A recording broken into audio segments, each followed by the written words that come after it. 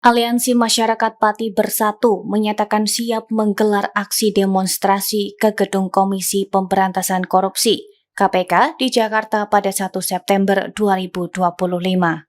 Aksi ini bertujuan mendesak penetapan tersangka terhadap Bupati Pati, Sudewo, dalam kasus dugaan suap proyek kereta api di Direktorat Jenderal Perkeretaapian atau DJKA Kementerian Perhubungan. Aliansi Masyarakat Pati Bersatu merupakan gerakan warga lintas kecamatan di Kabupaten Pati, Jawa Tengah, yang terdiri atas tokoh masyarakat, aktivis, dan pemuda.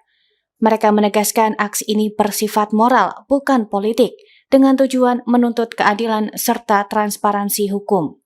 Koordinator lapangan Supriyono alias Botok mengatakan gerakan ini lahir sebagai respon. Download Tribun X sekarang, menghadirkan lokal menjadi Indonesia.